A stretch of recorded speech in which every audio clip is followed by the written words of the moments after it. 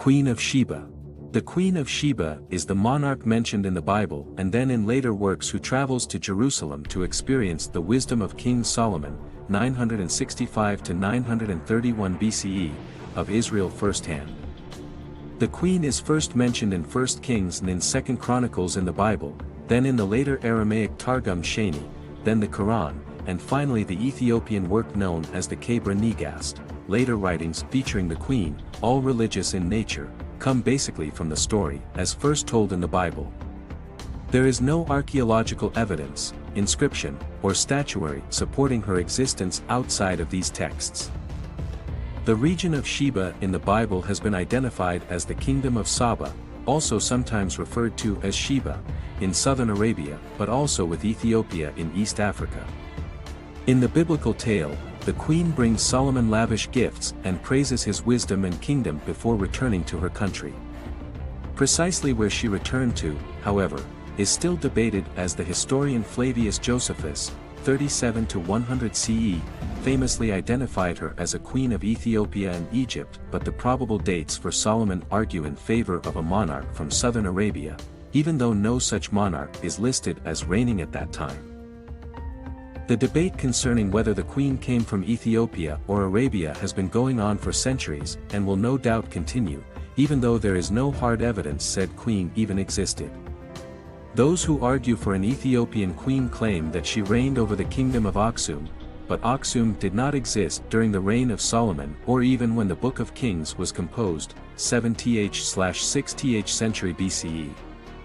Aksum only existed as a political entity 100 to 950 CE. It supplanted or evolved from an earlier kingdom known as Dmt, which was influenced by the Sabaean culture of southern Arabia. Dmt flourished between the 10th and 5th centuries BCE from its capital at Yeha, but little else is known about the culture. Sabaean influence is evident in the temple to the moon god El-Maka, the most powerful Sabaean deity, which still stands. Scholars are divided on how much the Sabaeans influenced the culture of Dmt, but the existence of the temple and linguistic similarities indicate a significant Sabaean presence in Dmt. This should not be surprising since Saba was a growing power 950 BCE and the wealthiest kingdom in southern Arabia 8th century BCE through 275 CE when it fell to the invading Himyarites. Whether Dmt was originally a Sabaean colony is disputed, and the claim has largely been discredited, but the proximity of the two kingdoms and obvious Sabaean presence in Dmt suggest a close interaction. Saba was the trading hub in southern Arabia for the incense routes, and it would certainly make sense for them to have established friendly relations, if not a colony, just across the Red Sea.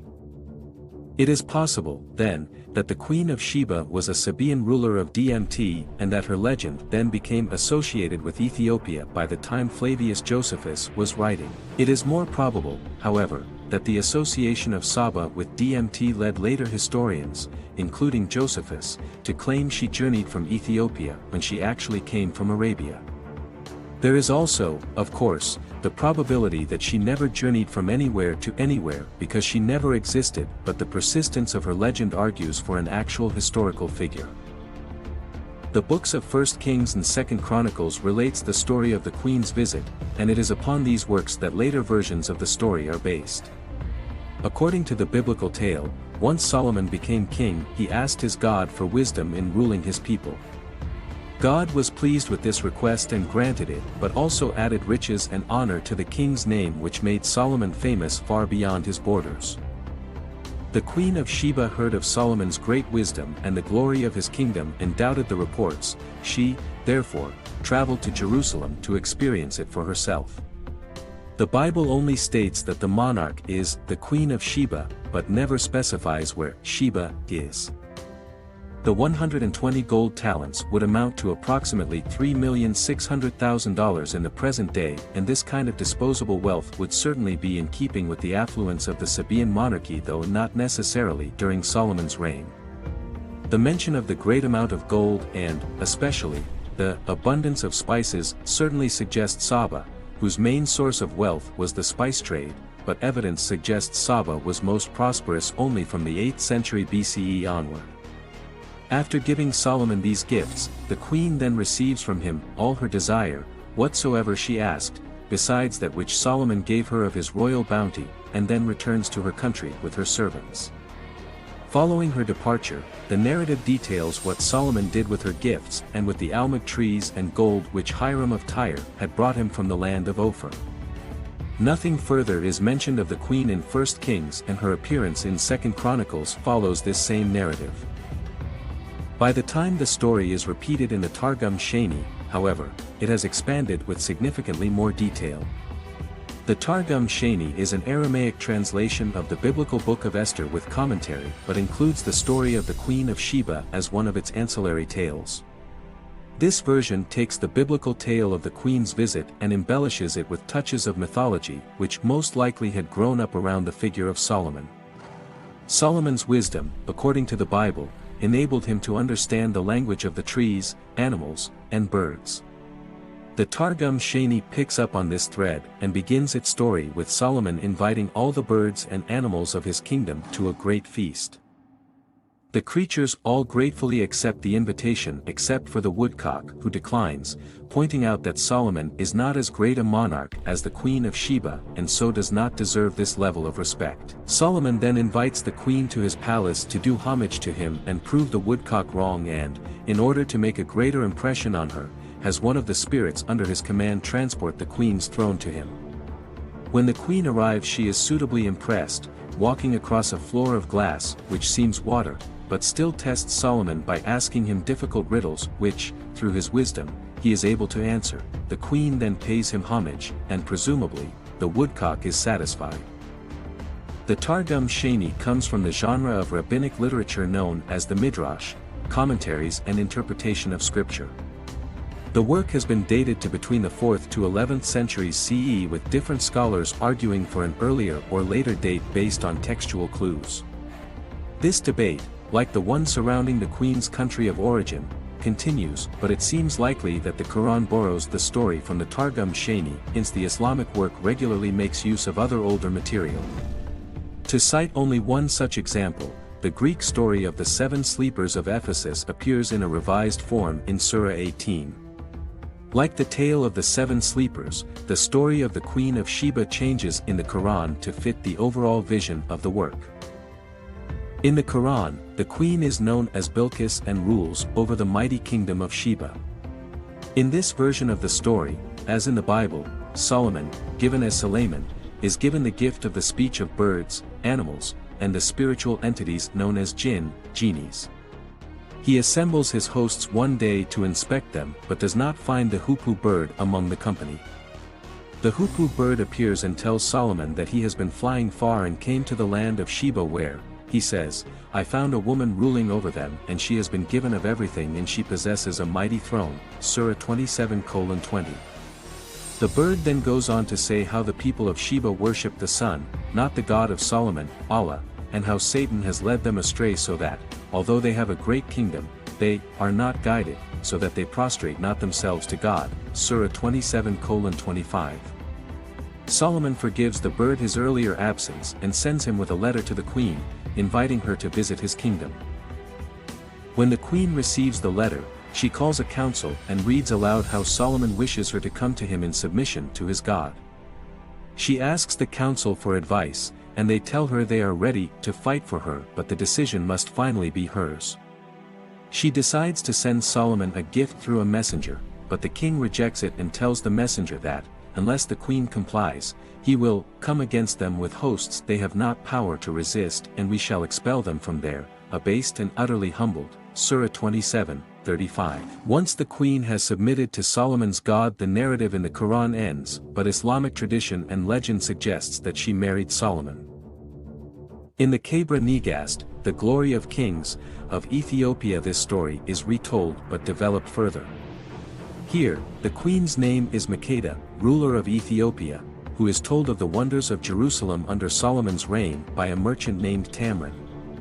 Tamrin has been part of an expedition to Jerusalem supplying material from Ethiopia for the construction of Solomon's temple.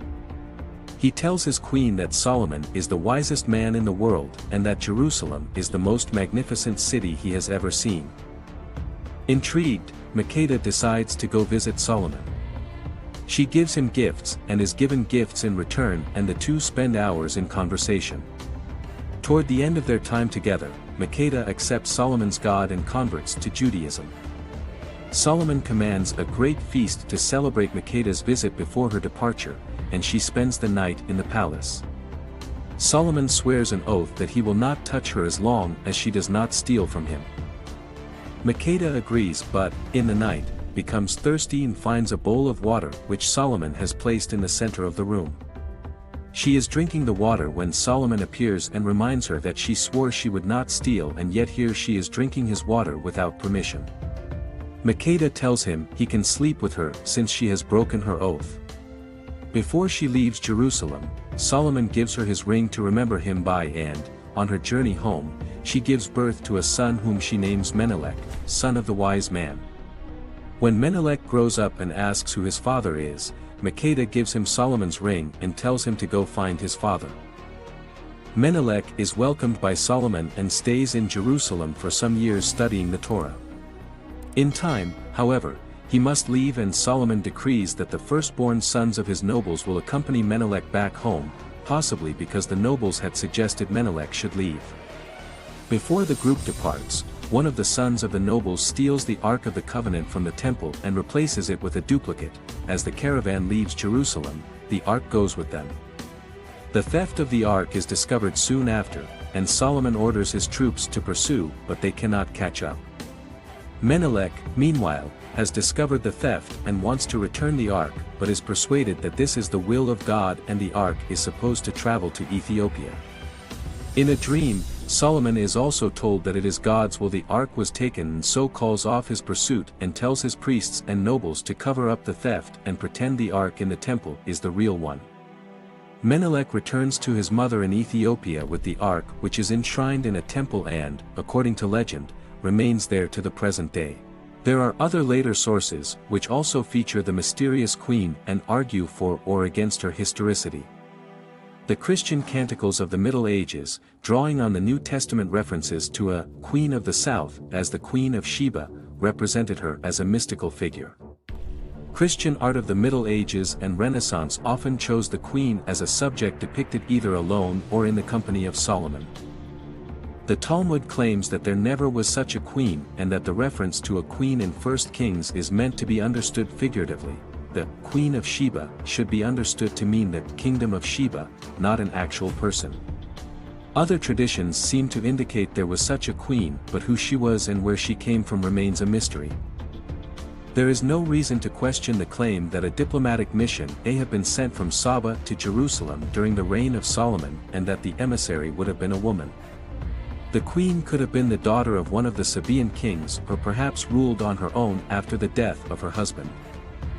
There is, as noted, no record of a queen of Saba, but neither is there any indication of a queen of Sheba named Makeda in Ethiopia, or any record of a queen named Bilkis outside of the Quran. Historically, the Queen of Sheba remains a mystery, but her legend has endured for millennia, and she continues to inspire literature and art in her honor in the present day.